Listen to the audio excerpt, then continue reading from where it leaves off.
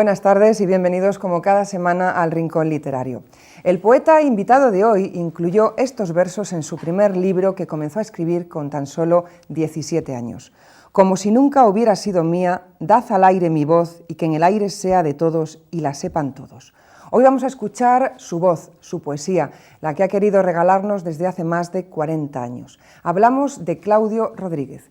Claudio Rodríguez ha recibido, entre otros galardones, el Premio Adonais 1953 por su libro Don de la ebriedad, Premio de la Crítica 1966 por Alianza y Condena, Premio Nacional de Poesía 1983 por Desde mis poemas, recopilación de toda su obra, Premio de las Letras de Castilla y León 1986, Premio Príncipe de Asturias de las Letras 1995 y Premio Reina Sofía de Poesía Iberoamericana 1995.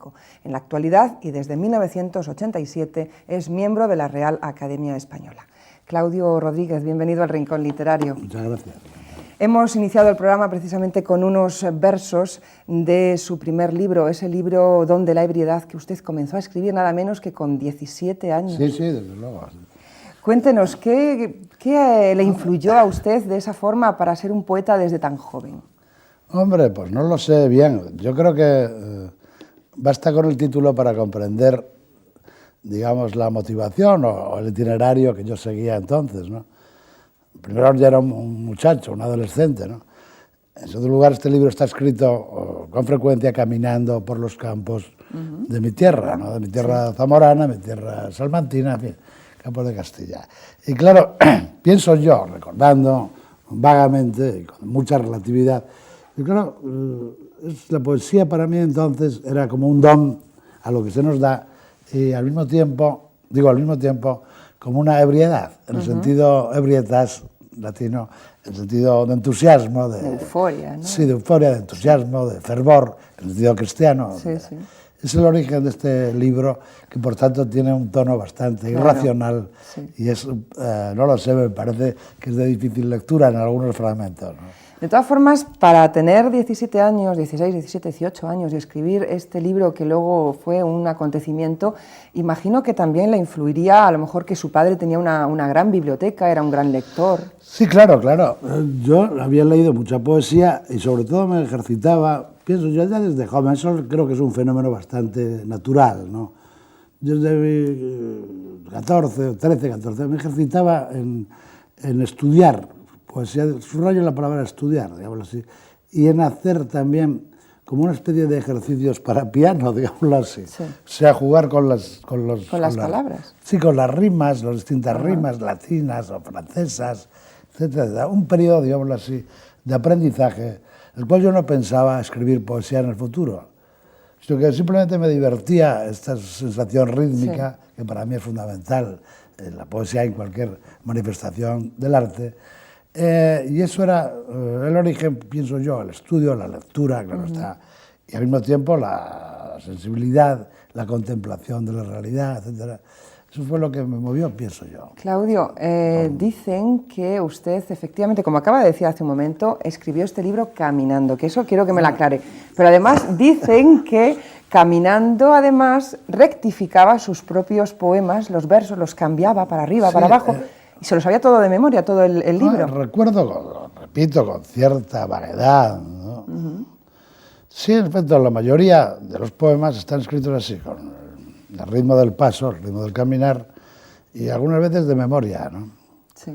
Sí, en efecto. Yo creo que eso influyó, quizá, en la contemplación, en primer lugar. Bueno, lo mismo contemplar la realidad a mucha velocidad, como ahora viajando, sí, sí, contemplarla lentamente a través de grandes andanzas o... Claro. Este primer libro, Don de la ebriedad, usted se lo envía a Vicente Aleixandre. ¿Qué pasó con este libro? Es decir, Vicente, sí, ¿cómo reaccionó? Pues recuerdo que Aleixandre, que es mi gran maestro, mi gran amigo sobre todo, reaccionó un poco incrédulamente pensando que yo era una persona mayor. Sí. Cuando me vio personalmente, un poco se asombró de ver que yo era un muchacho joven. Esa es la reacción que él tuvo, ¿no? Fíjese lo que dijo Vicente Aleixandre de su primer libro. No me acuerdo. He leído despacio su poema, su poesía, y me causa sorpresa verle tan joven y con un dominio de la palabra propia de un poeta muy elaborado. Su ebriedad no puede ser más lúcida. Palabras de Vicente. Eso no recordaba yo estas palabras, sí. Pero en efecto él se sorprendió un poco, es lo que te puedo contar, ¿no?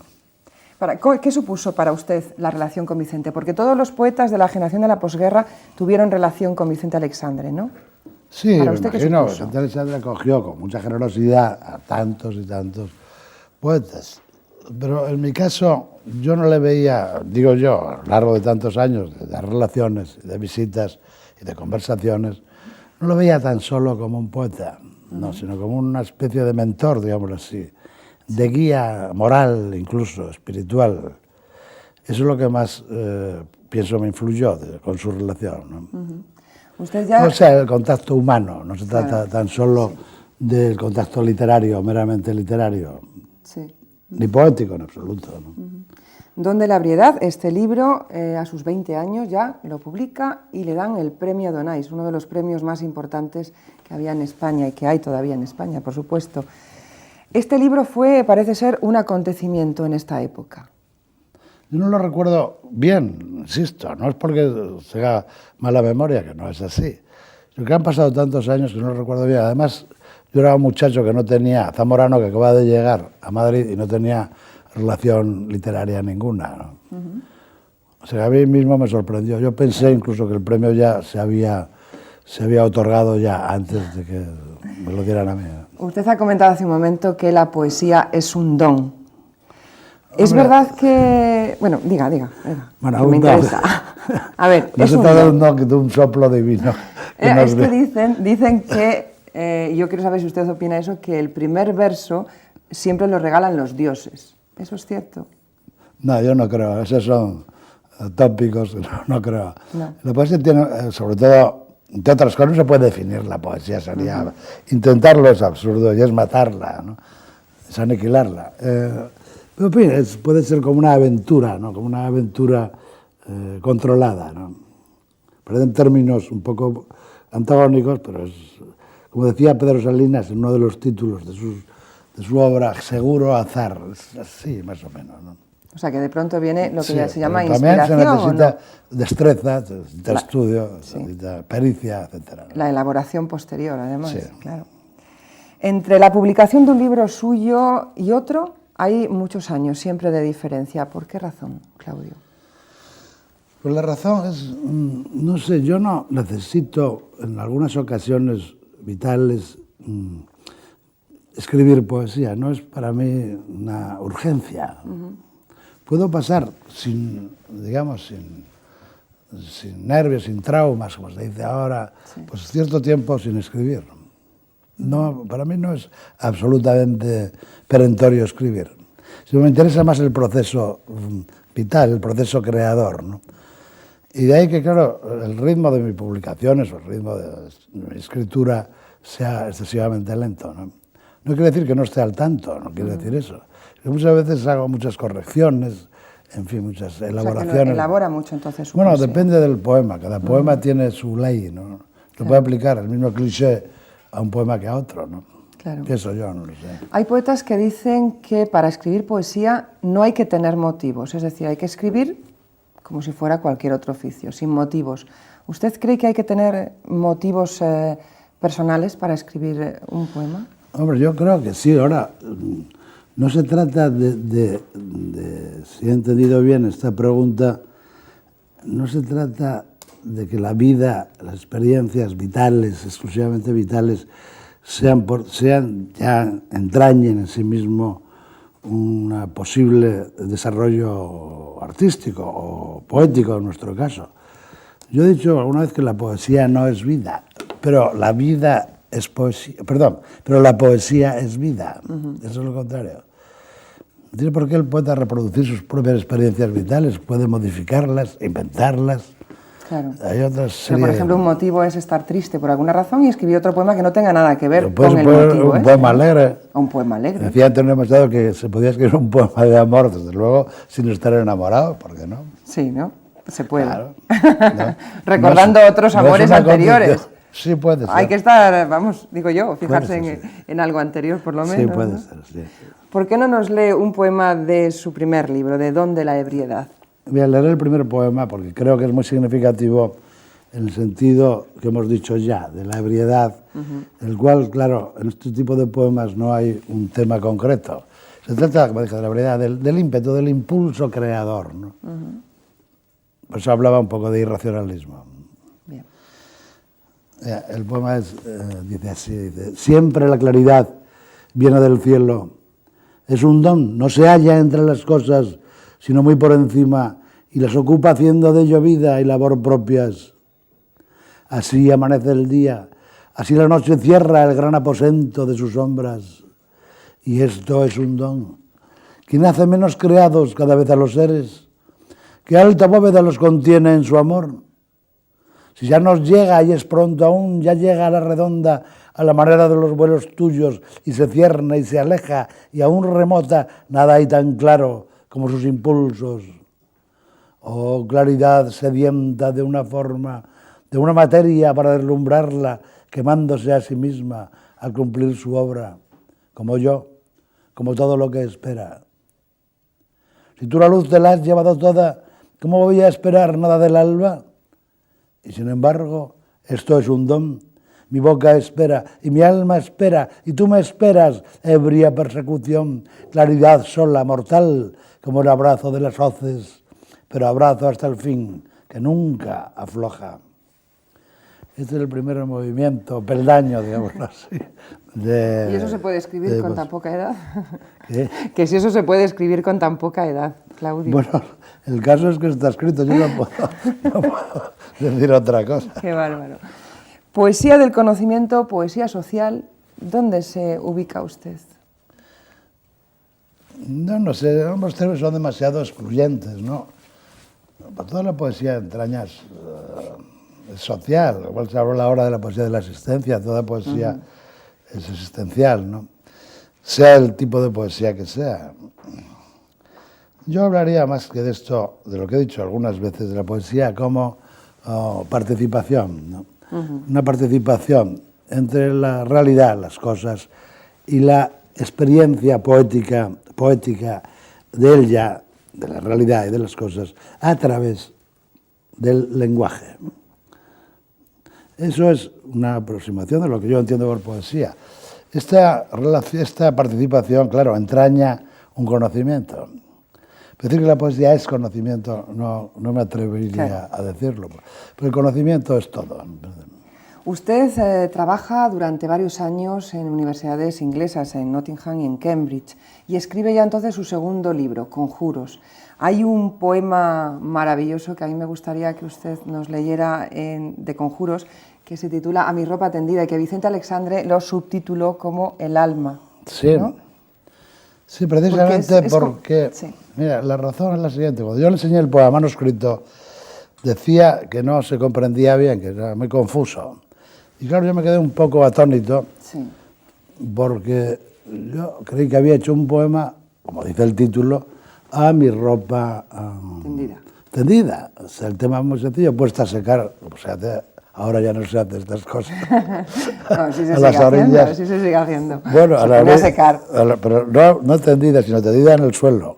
Ah, que decía usted es tendida en el suelo. Claro. Ah, yo pensé que la tendía en la... Bien. Esa es la diferencia. Pero claro, es que cuando se lee el poema, uno no piensa que usted está hablando a su ropa tendida, sino que pues eso es su alma, su corazón, es lo su que dijo, sentimiento. pero yo creo que eso no es cierto, pero en fin. O sea, que no Como es cierto. Vicente Alexandre, yo era muy muchacho, le hice caso y puse entre paréntesis el efecto el alma para orientar al lector. Bueno, pues entonces léanoslo a ver qué dicen o qué piensan nuestros telespectadores cuando lo escuchen, porque habrá varias versiones. A mi ropa, repito, tendida, el alma. Me la están refregando, alguien la aclara. Yo que desde aquel día la eché a lo sucio para siempre, para ya no lavarla más, y me servía. Si hasta me está más justa, no la he puesto, pero ahí la veis todos, ahí, tendida, ropa tendida al sol. ¿Quién es? ¿Qué es esto? ¿Qué lejía inmortal y qué perdida jabonadura vuelve? ¿Qué blancura? Como al atardecer el cerro, en nuestra ropa desde la infancia, más y más oscura, y ved la mía ahora, ved mi ropa, mi aposento de par en par, adentro con todo el aire y todo el cielo encima, vista la tierra, tierra, más adentro, no tendedla en el patio, ahí en la cima, ropa pisada por el sol y el gallo, por el rey siempre. He dicho así, a media alba, porque de nuevo la hallo, de nuevo al aire libre, sana y salva. Fue en el río, seguro, en aquel río donde se lava todo, bajo el puente. Huele a la misma agua, a cuerpo mío, y ya sin mancha, si hay algún valiente que se la ponga, sé que le ahogaría. Bien sé que al pie del corazón no es blanca, pero no importa, un día. ¿Qué un día? Hoy, mañana, que es la fiesta. Mañana todo el pueblo por las calles y la conocerán y dirán, esta es su camisa, aquella, la que era solo un remiendo y ya no le servía. ¿Qué es este amor? ¿Quién es su lavandera? Despista, Claudio, despista mucho, porque dice, ¿quién es este amor? ¿Qué es este amor? ¿Quién es su lavandera? Sí, es como si haber, usted sí, fuera un joven que le han dejado un poco deprimido porque le han abandonado y de pronto su corazón vuelve otra vez a ilusionarse. Sí, ¿no? Puede ser, en efecto. Puede haber, y eso ya me di cuenta más tardíamente, más tarde, que haya en este tipo de poemas sobre la realidad, puede haber un doble plano. El plano de la realidad, que es muy cegador, en mi caso, el plano del real puede cegar, por decirlo así, claro, al plano simbólico, que es el verdadero. El plano real, la ropa, el plano simbólico, el alma, etc. En efecto, tienes razón. Puede uno, digamos, desorientarse ante este tipo de Bien, pues ya pasamos al último libro que usted ha escrito hasta ahora, que es casi una leyenda, se titula este libro. Hay un poema que a mí me encantaría que usted me leyera ya y terminamos el programa, que se titula Secreta. Y primero me gustaría que nos dijera por qué ese título. Yo tengo una vaga idea, pero a ver, yo creo que usted me lo cuente. Yo no lo sabía bien porque últimamente no asisto mucho a las liturgias religiosas, pero yo creo que en el fondo de toda arte, ya se sabe, el origen del arte tiene mucho que ver con lo religioso. No tiene que, religioso en el más amplio sentido de la palabra, no se trata de una religión confesional, catolicismo, budismo, etc. Sino el fenómeno creador está religado con la religión. Y entonces, por una serie de circunstancias, a mí me llamó siempre la atención ese momento en que el sacerdote, celebrando la misa, se sitúa de espaldas a los fieles, ¿no? Sí. Y está como unos instantes meditando, no se sabe qué. Porque en ese momento yo no sabía cómo se llamaba la liturgia, y se llama Secreta. Secreta, efectivamente. Y entonces escribí este poema, ¿no? Pues esto es entonces el poema que usted nos va a leer. Pero bien, este poema se refiere más bien a la muerte, digámoslo así, ¿no? Sí, es efectivamente, pero también es algo íntimo que usted está diciendo en voz baja como el sacerdote cuando hace la misa. Sí, en efecto. Pues léanoslo, que ya finalizamos con el poema, el programa. Ya, muchas gracias.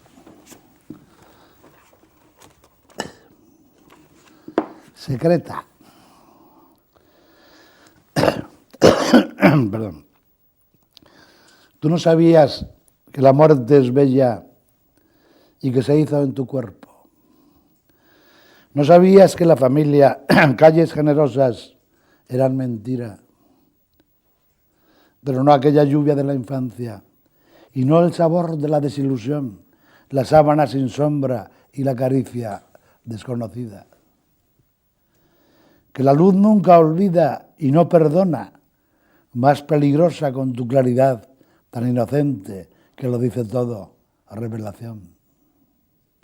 Y ya no puedo ni vivir tu vida, y ya no puedo ni vivir mi vida con las manos abiertas esta tarde maldita y clara. Ahora se salva lo que se ha perdido con sacrificio del amor, incesto del cielo y con dolor, remordimiento, gracia serena. ¿Y si la primavera es verdadera? Ya no sé qué decir. Me voy alegre. Tú no sabías que la muerte es bella, triste doncella. Claudio Rodríguez, también nos vamos. Muchísimas gracias por participar en el Rincón No, Literario. gracias a vosotros, muchas gracias. Gracias. Para finalizar, les cuento brevemente que si lo desean, están a tiempo todavía de enviarnos un poema para participar en este rincón literario. Cada semana elegimos uno de entre las cartas recibidas y lo leemos para cerrar el programa. En sus cartas o fax no olviden indicarnos claramente su nombre, dirección y teléfono para avisarles cuando vayamos a leer el poema y para enviarles los regalos que sortearemos el día 23 en el informativo universitario de Radio 3 de Radio Nacional. También les recuerdo que los días 13 y 20 de mayo estaremos con ustedes a partir de las 6 de la tarde con 2 programas especiales del Rincón Literario. Entrevistaremos a 5 poetas españoles que comienzan ya a ser reconocidos. Bien, pues para esta semana hemos seleccionado el poema que nos ha enviado desde Segovia Javier Vivanco Toribio. El poema se titula Sombras en la luz. Con él nos despedimos hasta la próxima semana. Gracias por estar ahí. Feliz tarde.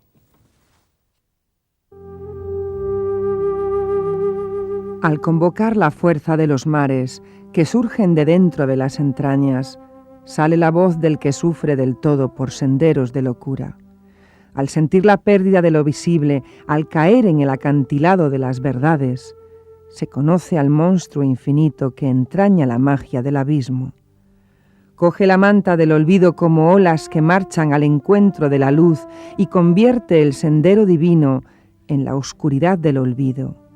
Se pierden la luna y el sol al ganar la música y su son, desde el que emana en su interior al que mira en su propia tumba. Crear, no crear, convencer, no convencer, enlazar, no enlazar, olvidar, repetir, como la luz que surge en la vida y como lo oscuro que lleva a la muerte, así es el sentir que llega al fin de las puertas del principio infinito.